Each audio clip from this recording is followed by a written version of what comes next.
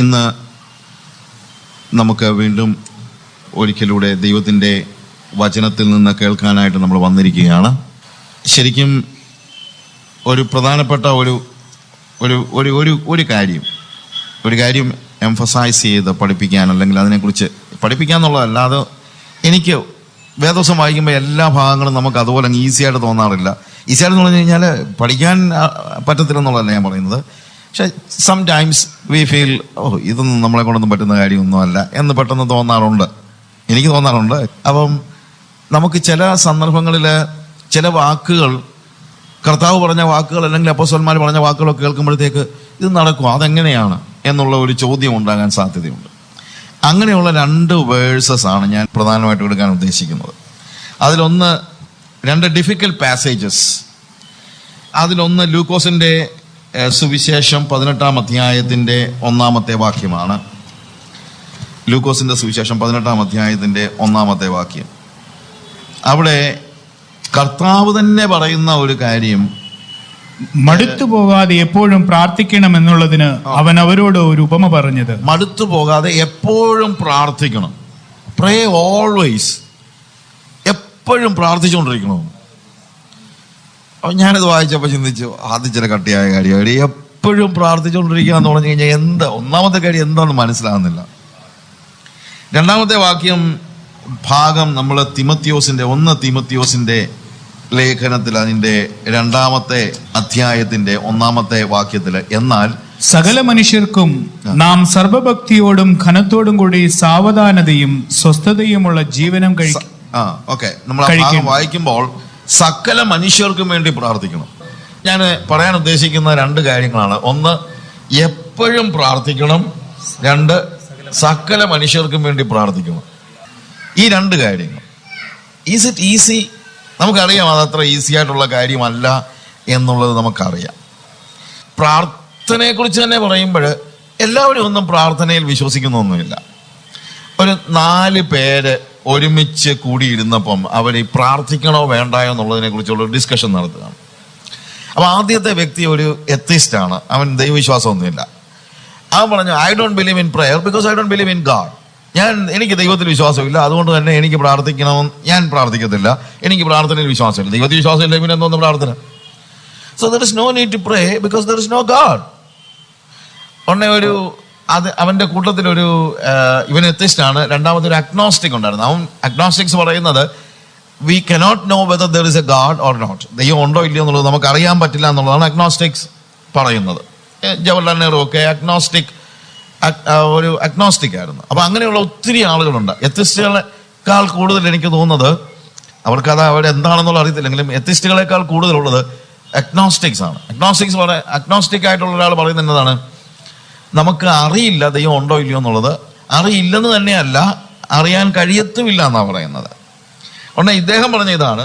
അപ്പൊ ആദ്യത്തെ ആൾ പറഞ്ഞ എന്താ, there is no God so I don't pray. ദൈവം ഇല്ല, അതുകൊണ്ട് ഞാൻ പ്രാർത്ഥിക്കുന്നില്ല. രണ്ടാമത്തെ ആൾ പറഞ്ഞു, I do not know whether there is a God or not. ദൈവം ഉണ്ടോ ഇല്ലയോ എന്നൊന്നും എനിക്കറിയില്ല, പക്ഷെ ഞാൻ പ്രാർത്ഥിക്കത്തില്ല. കാര്യം എന്ന് വെച്ച് കഴിഞ്ഞാൽ, ഇനി ഒരു ദൈവം ഉണ്ടെന്നിരിക്കട്ടെ, ചിലപ്പോൾ അങ്ങനെ ഉണ്ടായിരിക്കാം. ഉണ്ടെങ്കിൽ തന്നെ പുള്ളിക്കാരൻ എൻ്റെ കൂട്ടുകാരനൊന്നും അല്ലല്ലോ.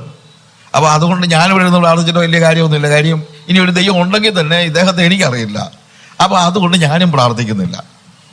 അപ്പൊ 3-ാമത്തെ കൂട്ടുകാരൻ പറഞ്ഞു, ഞാൻ നിങ്ങളെ പോലെയല്ല, ഞാൻ ദൈവം ഉണ്ടെന്ന് പൂർണ്ണമായിട്ടും വിശ്വസിക്കുന്ന ആളാണ്, പക്ഷെ ഒരു കാര്യം, ഞാനും പ്രാർത്ഥിക്കുന്നില്ല. എന്നു ചോദിച്ചു കഴിഞ്ഞാൽ എൻ്റെ വിശ്വാസം പ്രാർത്ഥിച്ചുകൊണ്ടിരുന്നാൽ പോരാ, നമ്മൾ ചെയ്യാനുള്ള കാര്യങ്ങൾ ചെയ്യണം. അതുകൊണ്ട് I don't believe in prayer and I am not praying. ഞാൻ പ്രാർത്ഥിക്കുന്നുമില്ല, എനിക്ക് പ്രാർത്ഥന വിശ്വാസമില്ല. എൻ്റെ ചിന്ത ദൈവം തന്നെ ഉദ്ദേശിക്കുന്നത് പ്രാർത്ഥിച്ചുകൊണ്ടിരിക്കണമെന്നല്ല, നമ്മൾ ചെയ്യാനുള്ള കാര്യങ്ങൾ ചെയ്യണമെന്നുള്ളതാണ്. നമ്മൾ ചെയ്യാനുള്ള കാര്യങ്ങൾ ചെയ്താൽ നമുക്ക് അതിൻ്റെ ഫലം ഉണ്ടാകും. അവൻ സ്വയാശ്രയിയായ ഒരു സെൽഫ് റിലയൻ്റ് ആയിട്ടുള്ള മനുഷ്യനാണ്. അപ്പോഴാണ് അടുത്ത പാർട്ടി വരുന്നത്. അവനാണെങ്കിൽ ഭയങ്കര ദൈവവിശ്വാസിയാണ്. അവൻ ദൈവവിശ്വാസിയാണെന്ന് തന്നെയല്ല, അവൻ പറഞ്ഞു, അങ്ങനെ നമ്മൾ ചെയ്തുകൊണ്ടിരിക്കുന്ന കാര്യങ്ങൾ ചെയ്താലൊന്നും ഗുണമുണ്ടാകണമെന്ന് വലിയ നിർബന്ധമൊന്നുമില്ല. നമ്മളിപ്പോൾ എല്ലാം ചെയ്തെന്ന് പറഞ്ഞു കഴിഞ്ഞാലും നമ്മളാണല്ലോ എല്ലാ കാര്യങ്ങളും നിയന്ത്രിക്കുന്നത്. എല്ലാ കാര്യങ്ങളും നിയന്ത്രിക്കുന്ന ദൈവമാണ്. അതുകൊണ്ട് തീർച്ചയായും നമ്മൾ കാര്യങ്ങൾ ചെയ്തതുകൊണ്ട് മാത്രം കാര്യമൊന്നുമില്ല. ദൈവമാണ് നമുക്കെല്ലാം തരേണ്ടത്. എന്നാൽ ഞാനും പ്രാർത്ഥിക്കുന്നില്ല കേട്ടോ. അതെന്താണെന്ന് ചോദിച്ചു കഴിഞ്ഞാൽ, ഞാൻ പ്രാർത്ഥിച്ചാലും പ്രാർത്ഥിച്ചില്ലെങ്കിലും എന്താണെങ്കിലും ഞാൻ പൂർണ്ണമായിട്ട് വിശ്വസിക്കുന്നു ദൈവമാണ് എൻ്റെ എല്ലാ കാര്യങ്ങളും ചെയ്തു തരുന്നത്. പിന്നെ ഞാൻ പ്രാർത്ഥിക്കുന്നതുകൊണ്ട് വലിയ വ്യത്യാസമൊന്നും ഉണ്ടാകുന്നില്ല. അപ്പൊ അതുകൊണ്ട് ഞാനും പ്രാർത്ഥിക്കുന്നില്ല. അപ്പോൾ നിരീശ്വരവാദിയും പ്രാർത്ഥിക്കുന്നില്ല, അജ്ഞേയവാദികളും പ്രാർത്ഥിക്കുന്നില്ല. ഇനി ദൈവം ഉണ്ടെന്ന് വിശ്വസിക്കുന്നുണ്ട്, പക്ഷേ എന്താണ്, സ്വയാശ്രയായ മനുഷ്യനും പ്രാർത്ഥിക്കുന്നില്ല. ഇനി വലിയ ദൈവവിശ്വാസിയും പറയുന്നത് പ്രാർത്ഥിക്കേണ്ട ആവശ്യമൊന്നുമില്ല, ഞാൻ പ്രാർത്ഥിക്കുന്നൊന്നുമില്ല, ഞാൻ പ്രാർത്ഥിച്ചില്ലെങ്കിൽ എൻ്റെ കാര്യമെല്ലാം ദൈവം നടത്തും. അപ്പൊ ഇവരെല്ലാരും കൂടി ആലോചിച്ചു, നമുക്കൊരു കൂട്ടുകാരനുണ്ടല്ലോ, പക്ഷെ അവന് കിഡ്നിയൊക്കെ ഫെയിലായി, ടോട്ടലി മരണത്തെ മുഖാമുഖം കണ്ട് ഹോസ്പിറ്റലിൽ കിടക്കുകയാണ്. അപ്പൊ ഇവനോടൊന്ന് ചോദിക്കാം, നീ പ്രാർത്ഥിക്കണോ വേണ്ടായോ എന്നുള്ള ഈ ഡിസ്കഷനകത്ത് ഇവന്റെ അഭിപ്രായം എന്താണെന്ന് നമുക്കൊന്നറിയാം. അതറിയാൻ വേണ്ടി ഇവർ 4 പേരും കൂടെ ഈ കൂട്ടുകാരനെ കാണാൻ പോയി.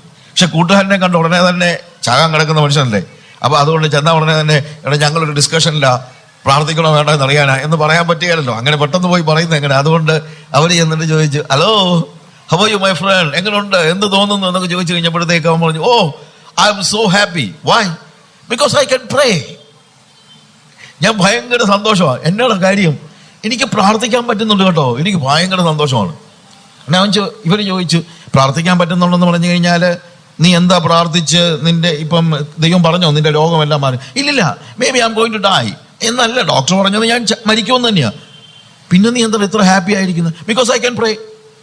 എടാ, മരിക്കാൻ പോകുന്നു, നിനക്ക് പ്രാർത്ഥിക്കാൻ പറ്റുന്നുണ്ട്, നിനക്ക് സന്തോഷം, അതെന്താ? Even if I die, I'm dying and I'm pray. ഞാൻ മരിക്കുമ്പോൾ ഞാൻ എന്തും ചെയ്തുകൊണ്ടിരിക്കുകയാണ്, പ്രാർത്ഥിച്ചുകൊണ്ടിരിക്കുകയാണ്. പ്രാർത്ഥിച്ചുകൊണ്ട് മരിക്കാൻ പറ്റുന്നത് ഭയങ്കര ഭാഗ്യമാണ് കേട്ടോ. അതാണ് അവൻ പറയുന്നത്, പ്രാർത്ഥിച്ചുകൊണ്ട് മരിക്കാൻ പറ്റുന്നത് ഭയങ്കര ഭാഗ്യമാണ്. അതുകൊണ്ട് ഞാൻ ഭയങ്കര സന്തുഷ്ടനാണ്. അവന് മരണത്തിൽ നിന്ന് എന്തെങ്കിലും കിട്ടാൻ വേണ്ടി ഒന്നും അല്ല. He is in the deathbed, but he is happy because he says, I can pray. I'm happy because I can pray. മരിക്കത്തില്ലെന്നൊന്നും പറയുന്നില്ല. അപ്പോൾ ഇവന് പ്രാർത്ഥന എന്ന് പറയുന്നത് ശരിക്കും പറഞ്ഞു കഴിഞ്ഞാൽ ഒരു നീക്കുപോക്കിന് വേണ്ടിയുള്ള ഒരു പ്രാർത്ഥനയല്ല അവൻ്റെ. അവൻ പറയുന്നത്, ഇപ്പൊ തന്നെ ഞാൻ എന്ത് ചെയ്യുന്നുണ്ട്, I'm happy because I experience the presence of God. ദൈവത്തിന്റെ സ്നേഹം, ദൈവത്തിന്റെ ദൈവത്തിന്റെ ഞാൻ ആ സന്തോഷം അനുഭവിക്കുന്നുണ്ട്, അവന്റെ സാന്നിധ്യം ഞാൻ അനുഭവിക്കുന്നുണ്ട്. I'm praying, maybe I will die, but even when I'm dying I will be with Jesus because I experience God. ഞാൻ ദൈവത്തെ അറിയുന്നുണ്ട്, ദൈവത്തെ അനുഭവിക്കുന്നുണ്ട്.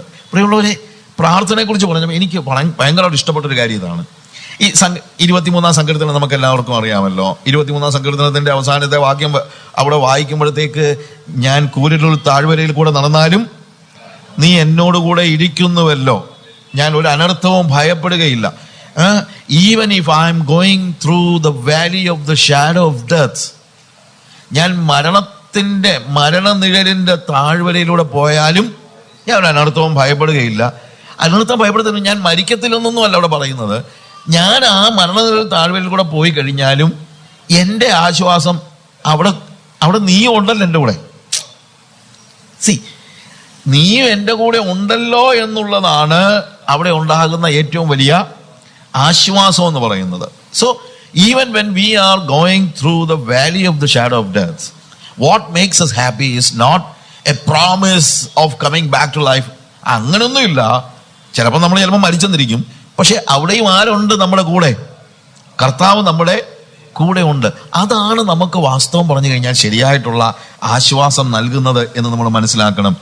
Prayer make my communion with God possible and practical. പ്രാർത്ഥനയുടെ ഏറ്റവും വലിയ മഹാത്മ്യമാണ് ഞാൻ കാണുന്നത് എന്നാന്ന് വെച്ച് കഴിഞ്ഞാൽ, ദൈവത്തോടുള്ള എൻ്റെ ആ സംസർഗം പ്രായോഗികമാക്കാനായിട്ട് എന്നെ സഹായിക്കുന്നത് പ്രാർത്ഥനയാണ്. If I'm not praying, ആ കമ്മ്യൂണിയൻ എനിക്ക് എങ്ങനെയാണ് പ്രായോഗികമാക്കാൻ കഴിയുന്നത്? അതുകൊണ്ട് എൻ്റെ എപ്പോഴും I know that God is with me always. എനിക്കതറിയാം, ദൈവം എപ്പോഴും എൻ്റെ കൂടെ ഉണ്ടെന്നുള്ളത് എനിക്കറിയാം.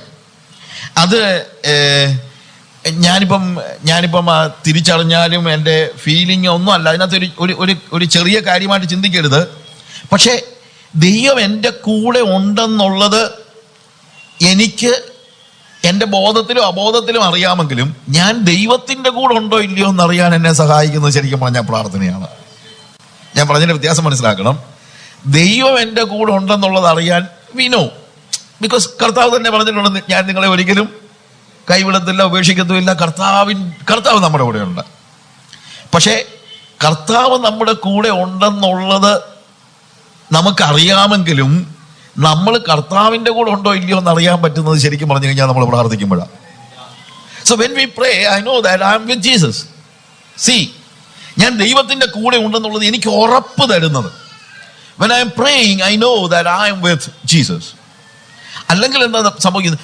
ഒരു ദിവസം നിങ്ങൾ പ്രാർത്ഥിച്ചില്ലെങ്കിലും നിങ്ങൾ ദൈവം പ്രാർത്ഥിക്കാതിരിക്കരുതാരും, എങ്കിലും ഞാൻ പറയാമല്ലോ, ഒരു ദിവസം നിങ്ങൾക്ക് പ്രാർത്ഥിക്കാൻ പറ്റിയില്ലെന്ന് വെച്ചോ, നിങ്ങൾ ചിന്തിക്കുന്നുണ്ടോ ഒരു ദിവസം പ്രാർത്ഥിച്ചില്ലെങ്കിൽ അന്നേരം കർത്താവ് പറയണം, ഓടാ എൻ്റെ വീട്ടിൽ നിന്ന് ഇറക്കി വിടത്തൊന്നുമില്ല. ഒരു ദിവസം പ്രാർത്ഥിച്ചില്ലെങ്കിലും ദൈവത്തിന്റെ സാന്നിധ്യമൊക്കെ നമ്മുടെ കൂടെ കാണും. പക്ഷേ നമുക്കറിയാൻ പറ്റത്തില്ല നമ്മൾ ദൈവത്തിന്റെ കൂടെ ആണെന്നൊന്നും. ദൈവം നമ്മുടെ കൂടെ എന്ന് പറയുന്നതും നമ്മൾ ദൈവത്തിന്റെ കൂടെ എന്ന് പറയുന്നത് രണ്ടാണ്. You understand what I say? നമുക്കത് ബോധ്യം ഉണ്ടാണ്, നമ്മൾ സംസാരിച്ചുകൊണ്ടേയിരിക്കണം. ഇല്ലെങ്കിൽ ചിലപ്പോൾ യേശുവിന്റെ അമ്മയും അപ്പനും യേശുവിനെ ഇട്ടേച്ച് പോകുന്നില്ല. അവർ ഒരു ദിവസം യേശുവിനോട് സംസാരിച്ചില്ല, അവരത് തിരക്കിയില്ല. കുറച്ച് കഴിഞ്ഞ് ഒരു ദിവസം കഴിഞ്ഞ് നോക്കിയപ്പോഴാ ഇല്ല. അങ്ങനത്തെ അബദ്ധം നമുക്കാർക്കും പറ്റരുത്. ഒരു ദിവസം അവനോട് സംസാരിച്ചില്ലെങ്കിൽ ദൈവം നമ്മളെ ഇട്ടേച്ച് പോകുന്നൊന്നുമില്ലായിരിക്കും. പക്ഷെ വേറെ കാര്യമുണ്ട്, നമ്മൾ ദൈവത്തിൽ നിന്ന് അകന്നു പോകാനുള്ള സാധ്യതയുണ്ട് എന്നുള്ളത് നിങ്ങൾ മനസ്സിലാക്കണം. അതുകൊണ്ട് എപ്പോഴും പ്രാർത്ഥിക്കുക എന്ന് പറയുന്നത് ഒരു നല്ല ഇറ്റ്സ് സംതിങ് ലൈക്ക്, നല്ല എന്നുള്ളതല്ല. ഓഫ് കോഴ്സ് അത് ആവശ്യമാണ്, അത് കർത്താവ് കൽപ്പിച്ചു. പക്ഷെ കർത്താവ് കൽപ്പിച്ചു തന്നെയല്ല, അത് നമുക്ക് കർത്താവ് കൽപ്പിച്ച കാര്യമെല്ലാം കൽപ്പിച്ചുകൊണ്ട് മാത്രമൊന്നുമല്ല ഞാൻ ചെയ്യുന്നത്. അത് എനിക്കൊക്കെ ഭയങ്കര സന്തോഷമായതുകൊണ്ടാണ് ചെയ്യുന്നത്. അല്ലാതെ എന്തുവാ കർത്താവ് കൽപ്പിച്ചതാണല്ലോ, അത് ചെയ്തില്ലെങ്കിൽ എന്നെ കാണാൻ കർത്താവ് നരകത്തിലിട്ടാരെന്ന് പേടിച്ചൊന്നുമല്ല. എപ്പോഴും പ്രാർത്ഥിക്കാൻ പറയുന്നത് നല്ല എനിക്ക് ഭയങ്കര ഇഷ്ടമാണ്.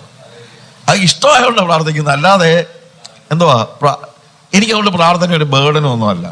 പക്ഷെ എപ്പോഴും പ്രാർത്ഥിക്കുക എന്ന് പറഞ്ഞു കഴിഞ്ഞാൽ എന്താ അതിൻ്റെ അർത്ഥം? എന്നാ 24 മണിക്കൂറും പായിട്ട് മുട്ടിന്മേൽ നിന്ന് കർത്താവേ സ്വോത്രം സ്വോത്രം സ്വോത്രം അതാണോ പ്രാർത്ഥന? അതാണോ? Do you think that's what Jesus meant when he was asking you to pray always?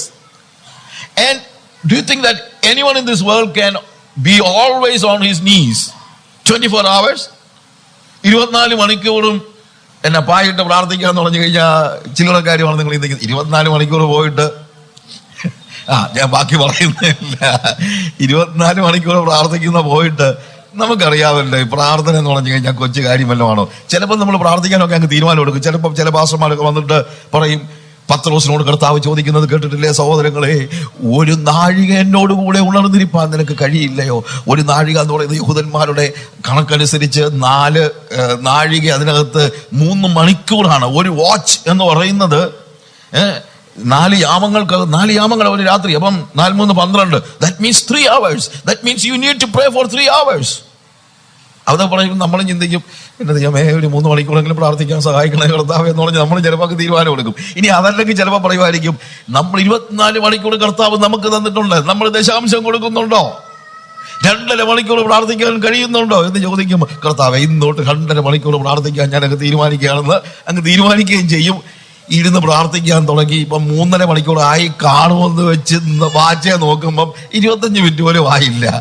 എന്തോ ചെയ്യാനെന്നുള്ള, ഇത് അത്ര ഈസി ആയിട്ടുള്ള കാര്യമൊന്നും അല്ല എന്നുള്ളത് നമുക്കറിയാം, ഇല്ലേ?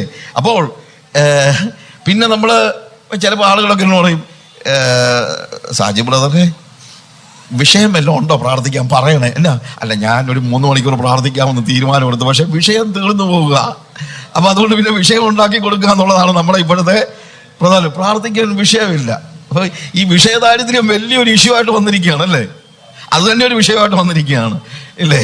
അപ്പൊ ഇങ്ങനെ പ്രാർത്ഥിക്കാൻ 24 മണിക്കൂറും പായിട്ട് പ്രാർത്ഥിക്കുക എന്ന് പറയുന്നതാണോ ദൈവം ഉദ്ദേശിക്കുന്നത്?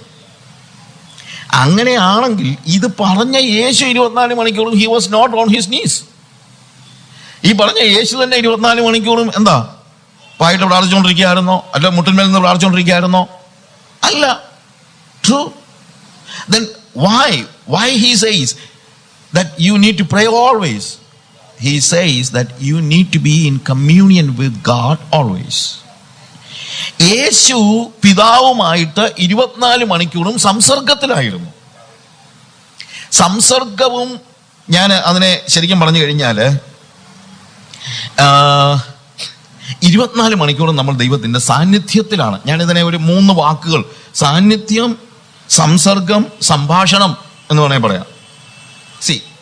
സാന്നിധ്യം 24 hours നമ്മൾ ദൈവത്തിന്റെ സാന്നിധ്യത്തിലാണ്, ദൈവത്തിന്റെ സന്നിധിയിലാണ്. അത് ഞാൻ പറഞ്ഞല്ലോ, നമ്മൾ പ്രാർത്ഥിക്കുമ്പോഴും അല്ലാത്തപ്പോഴും എല്ലാം നമ്മൾ എങ്ങനെയാണ്? ദൈവത്തിന്റെ സന്നിധിയിലാണ്.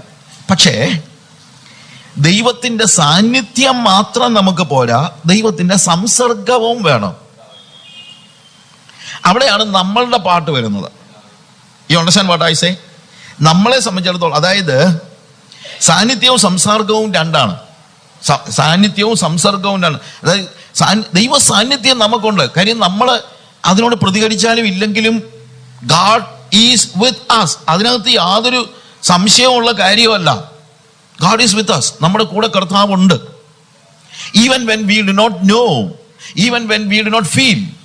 നമുക്കൊരു പക്ഷേ ഫീൽ ചെയ്തില്ലെങ്കിലും റിക്വയർമെന്റ് പറയുന്ന പോലെ some days we feel that God is million miles away. ചില ദിവസം രാവിലെ എണീറ്റ് വരുമ്പം ദൈവ സാന്നിധ്യം ഒന്നും നമുക്ക് ഫീൽ ചെയ്യുന്നില്ല. നമ്മൾ ചിന്തിക്കും God is not with me, he is million miles away. But what is the truth? അത് truth അല്ല. That is not the reality. There is a big difference between reality and feeling. Reality, യാഥാർത്ഥ്യവും നമ്മുടെ ഫീലിങ്ങും രണ്ടാണ്. നമ്മുടെ ഫീലിങ്ങിലല്ല നമ്മൾ വിശ്വസിക്കേണ്ടത്. നമ്മൾ ശരിക്കും പറഞ്ഞാൽ വിശ്വസിക്കേണ്ടത് ഇതിനകത്താണ്, റിയാലിറ്റിയിലാണ്. What is a reality? God is with us always. അവൻ നമ്മുടെ അടുത്ത് തന്നെ ഉണ്ട്. ഓക്കെ, നമുക്കത് ഫീൽ ചെയ്യാത്തപ്പോൾ പോലും ദൈവം നമ്മുടെ അടുത്തുണ്ട്. പക്ഷേ നമുക്കത് ഫീൽ ചെയ്യുമ്പോൾ മാത്രമേ നമുക്ക് കമ്മ്യൂണിയൻ കഴിയുള്ളൂ.